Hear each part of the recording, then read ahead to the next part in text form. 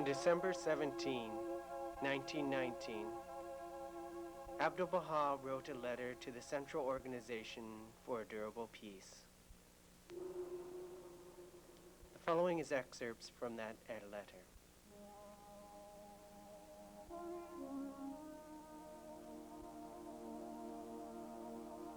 His Holiness Baha'u'llah expounded this question of universal peace at a time when he was confined in the fortress of Akka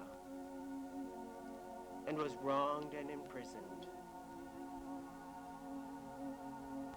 He wrote about this important matter of universal peace to all the great sovereigns of the world and established it among his friends in the Orient.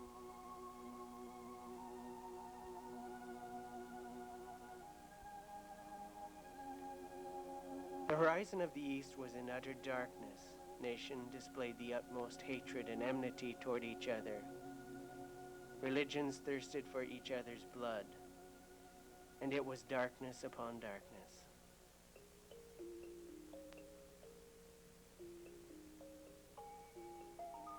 At such a time, His Holiness Baha'u'llah shone forth like the sun from the horizon of the East and illumined Persia with the lights of these teachings. And among these teachings was the Declaration of Universal Peace. People of different nations, religions, and sects who followed him came together to such an extent that remarkable gatherings were instituted, consisting of the various nations and religions of the East.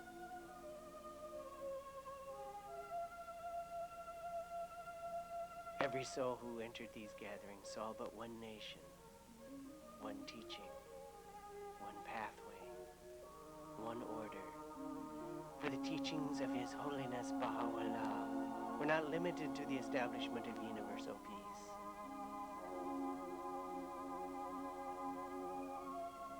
They embraced many teachings which supplemented and supported that of universal peace.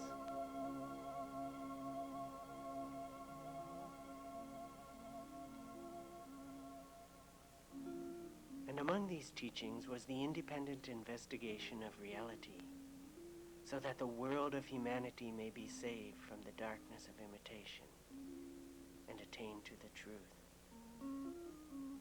may tear off and cast away this ragged and outworn garment of 1,000 years ago, and may put on the robe woven in the utmost purity and holiness in the loom of reality. As reality is one and cannot admit multiplicity, therefore different opinions must ultimately become fused into one.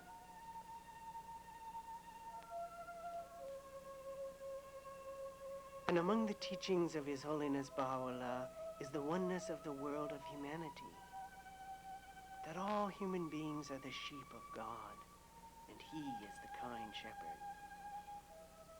This shepherd is kind to all the sheep, because he created them all, trained them, provided for them, and protected them. There is no doubt that the shepherd is kind to all the sheep, and should there be among these sheep ignorant ones, they must be educated. If there be children, they must be trained until they reach maturity. If there be sick ones, they must be cured. There must be no hatred and enmity, for as by a kind physician these ignorant, sick ones should be treated.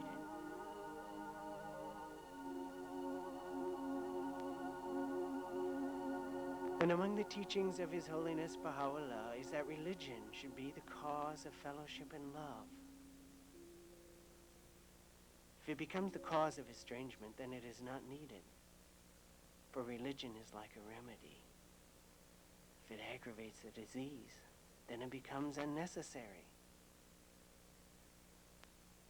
And among the teachings of Baha'u'llah is that religion must be in conformity with science and reason, so that it may influence the hearts of men.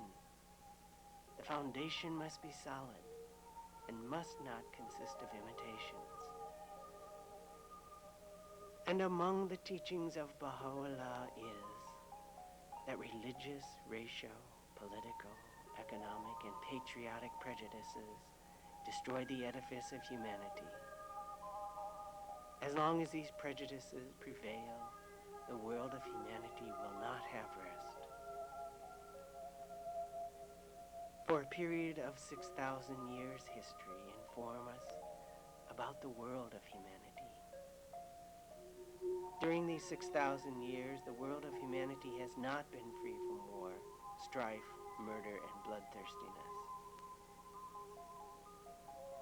In every period, war has been waged in one country or another, and that war was due to either religious prejudice, racial prejudice, political prejudice, or patriotic prejudice. It has therefore been ascertained and proved that all prejudices are destructive of the human edifice. As long as these prejudices persist, the struggle for existence must remain dominant, and bloodthirstiness and rapacity continue. Therefore, even as was the case in the past, the world of humanity cannot be saved from the darkness of nature, and cannot attain illumination except through the abandonment of prejudices and the acquisition of the morals of the kingdom. If this prejudice and enmity are on account of religion, consider that religion should be the cause of fellowship. Otherwise, it is fruitless. And if this prejudice be the prejudice of nationality, consider that all mankind are of one nation. All have sprung from the tree of Adam, and Adam is the root of the tree. That tree is one, and all these nations are like branches, while the individuals of humanity are like leaves, blossoms, and fruits thereof. Then the establishment of various nations and the consequent shedding of blood and destruction of the edifice of humanity result from human ignorance and selfish motives. As to the patriotic prejudice, this is due to absolute ignorance. For the surface of the earth is one native land. Everyone can live in any spot in the terrestrial globe. Therefore, all the world is man's birthplace. These boundaries and outlets have been devised by man. In the creation, such boundaries and outlets were not assigned. Europe is one continent. Asia is one continent. Africa is one continent. Australia is one continent. But some of the souls, from personal motives and selfish interests, have divided each one of these continents and considered a certain part as their own country. God has not set up no frontier between France and Germany. They are continuous. Yea, in the first centuries, selfish souls, for the promotion of their own interests, have assigned boundaries and outlets, and have day by day attached more importance to these, until this led to intense enmity, bloodshed, and rapacity in subsequent centuries. In the same way, this will continue indefinitely. And if this conception of patriotism remains limited within a certain circle, it will be the primary cause of the world's destruction. No wise and just person will acknowledge these imaginary distinctions. Every limited area which we call our native country we regard as our motherland, whereas the terrestrial globe is the motherland of all, and not any restricted area. In short, for a few days we live on this earth, and eventually we are buried in it. It is our eternal tomb. Is it worthwhile that we should engage in bloodshed and tear one another to pieces for this eternal tomb?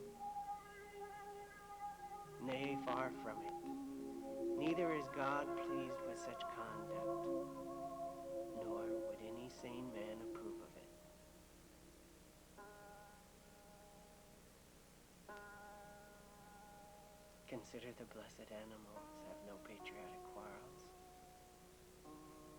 They are in the utmost fellowship with one another and live together in harmony. For example, if a dove from the east and a dove from the west and a dove from the north and a dove from the south chance to arise at the same time at one spot, they immediately associate in harmony. So it is with all the blessed animals and birds.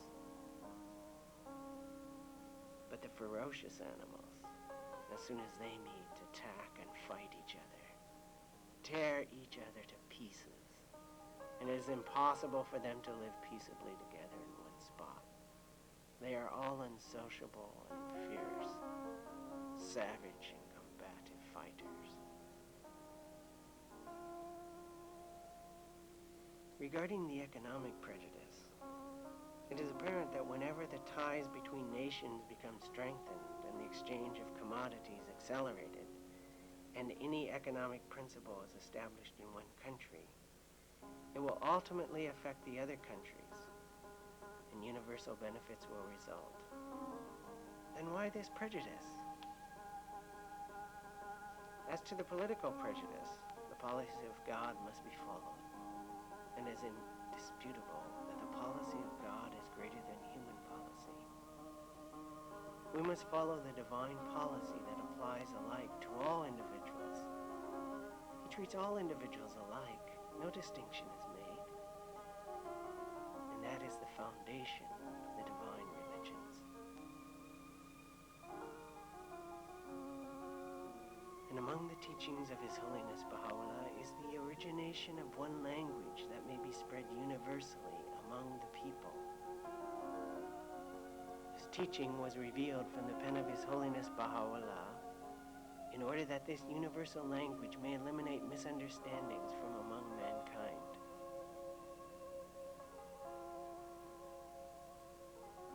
And among the teachings of His Holiness Baha'u'llah is the equality of men and women. The world has two wings. One is the woman and the other man. Not until both wings are equally developed can the bird fly. Should one wing remain weak, flight is impossible.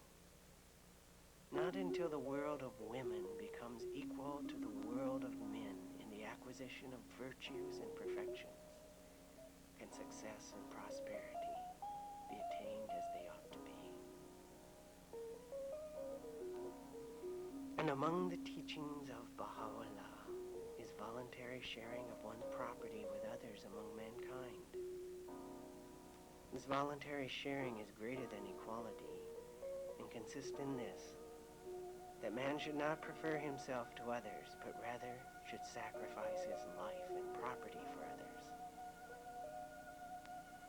But this should not be introduced by coercion, so that it becomes a law and man is compelled to follow.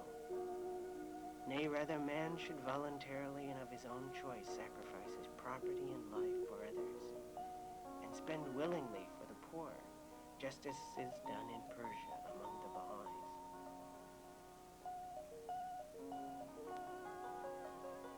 And among the teachings of His Holiness Baha'u'llah is man's freedom. That through the ideal power he should be free and emancipated from the captivity of the world of nature. For as long as man is captive to nature, he is a ferocious animal. As the struggle for existence is one of the exigencies of the world of nature. This matter of the struggle for existence is the fountainhead of all calamities, and is the supreme affliction.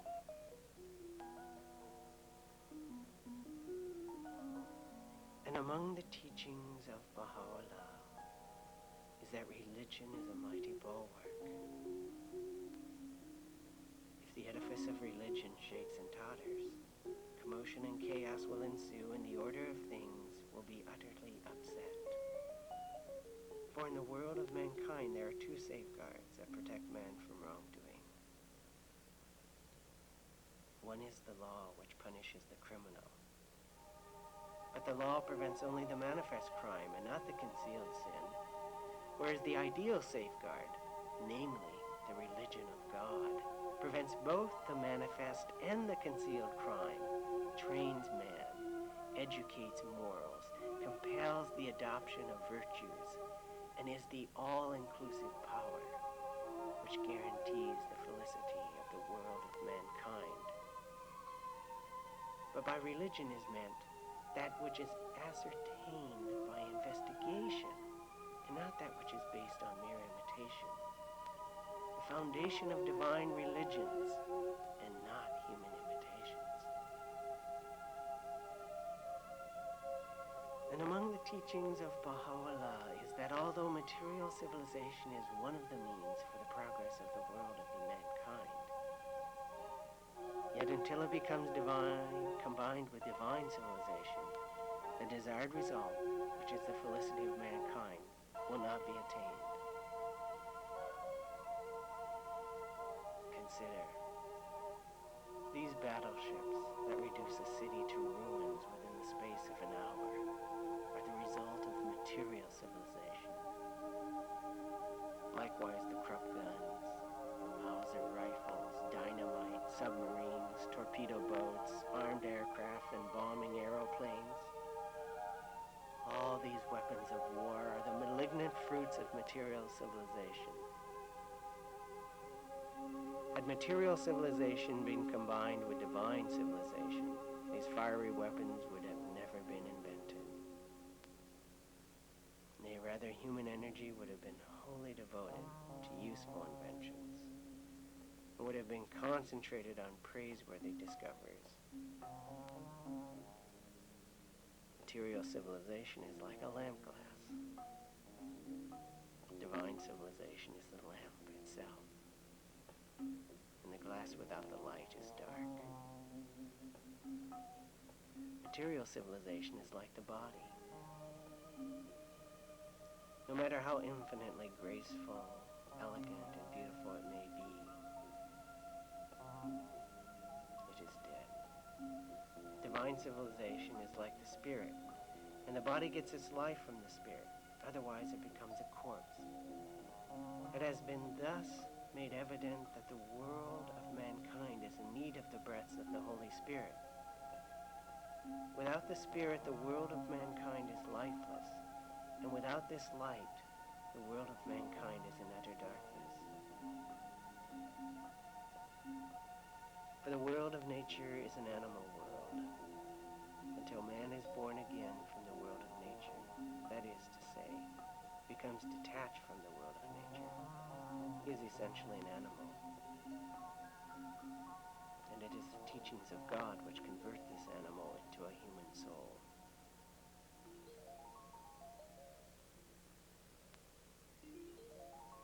And among the teachings of Baha'u'llah is the promotion of education.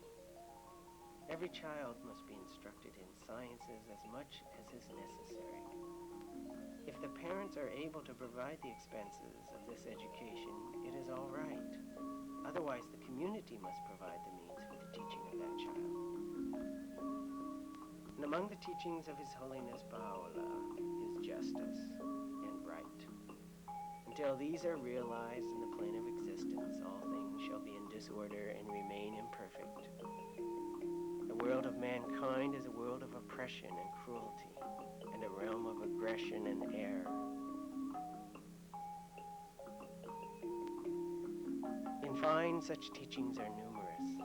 These manifold principles, which constitute the greatest basis for the felicity of mankind, are the bounties of the merciful, must be added to the matter of universal peace and combined with it, so that results may occur. Otherwise, the realization of universal peace in the world of mankind is difficult. As the teachings of His Holiness Baha'u'llah are combined with universal peace, they are like a table provided with every kind of fresh and delicious food. Every soul can find at that table of infinite bounty that which he desires. If the question is restricted to universal peace alone, the remarkable results which are expected and desired will not be attained. The scope of universal peace must be such that all the communities and religions may find their highest wish realized in it. At present, the teachings of His Holiness Baha'u'llah are such that all the communities of the world, whether religious, political, ethical, ancient or modern, find in the teachings of Baha'u'llah the expression of their highest wish.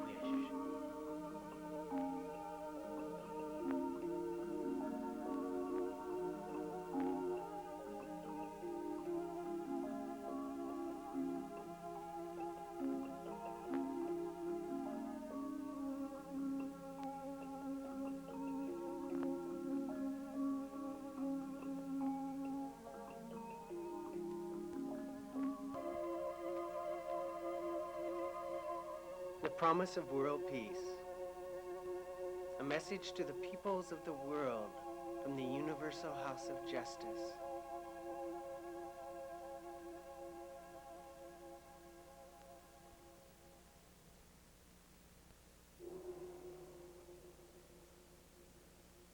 World peace is not only possible, but inevitable. It is the next stage in the evolution of this planet.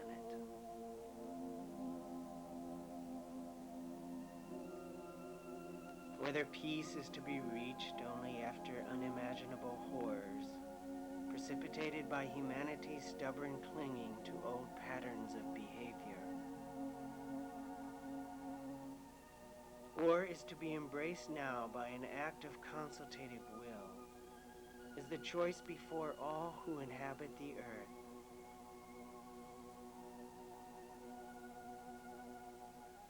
Among the favorable signs are the steadily growing strength of the step towards world order taken initially near the beginning of this century in the creation of the League of Nations, succeeded by the more broadly based United Nations organization.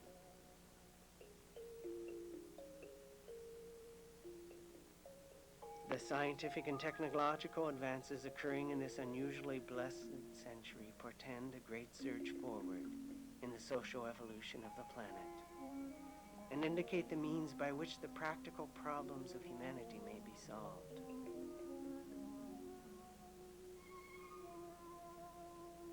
Yet barriers persist. Doubts, misconceptions, prejudices, suspicions, and narrow self-interest beset nations and peoples in their relations to one another. The winds of despair, Baha'u'llah wrote, are alas blowing from every direction, and the strife that divides and afflicts the human race is daily increasing. The signs of impending convulsions and chaos can now be discerned, inasmuch as the prevailing order appears to be lamentably defective.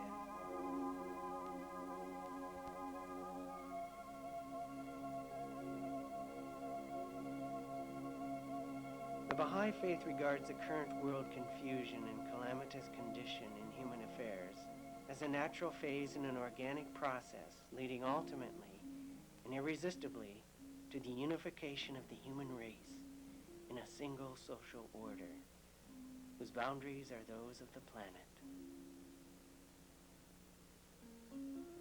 The human race, as a distinct organic unit, has passed through evolutionary stages, analogous to the stages of infancy and childhood in the lives of its individual members, and is now in the culminating period of its turbulent adolescence, approaching its long-awaited coming of age.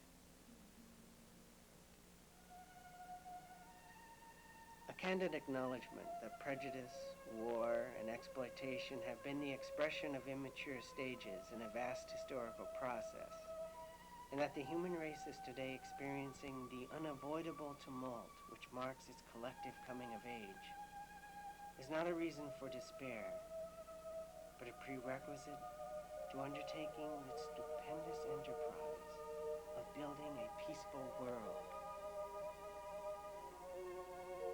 That such an enterprise is possible, that the necessary constructive forces do exist, that unifying social structures can be erected is the theme we urge you to examine.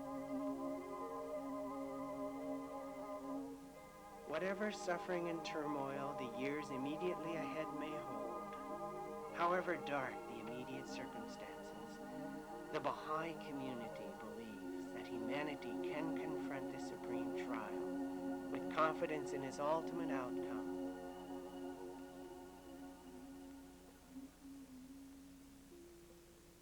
Banning nuclear weapons, prohibiting the use of poison gases, or outlawing germ warfare will not remove the root causes of war. However important such practical measures obviously are as elements of the peace process, they are in themselves too superficial to exert enduring influence. A few issues, because of their immediate relevance to establishing world peace, deserve additional comment. Racism, one of the most baneful and persistent evils, is a major barrier to peace.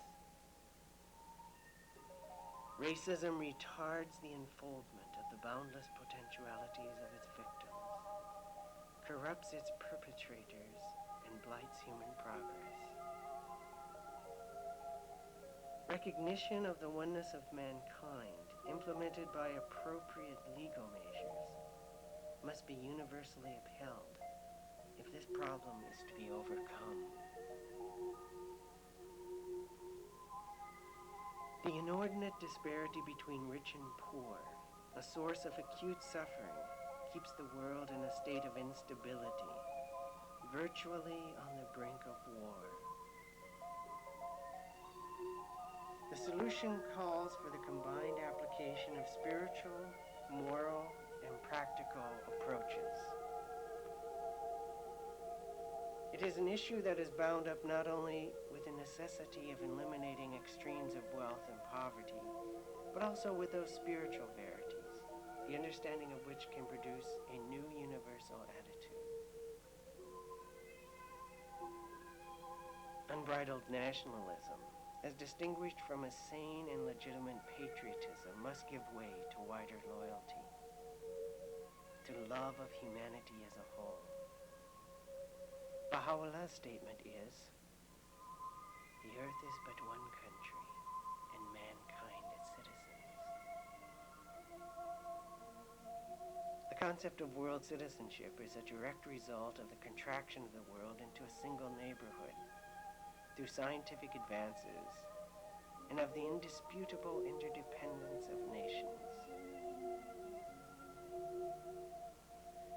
Religious strife throughout history has been the cause of innumerable wars and conflicts, a major blight to progress, and is increasingly abhorrent to the people of all faiths and of no faith. Followers of all religions must be willing to face the basic questions which this strife raises, and to arrive at clear answers. The challenge facing the religious leaders of mankind is to contemplate with hearts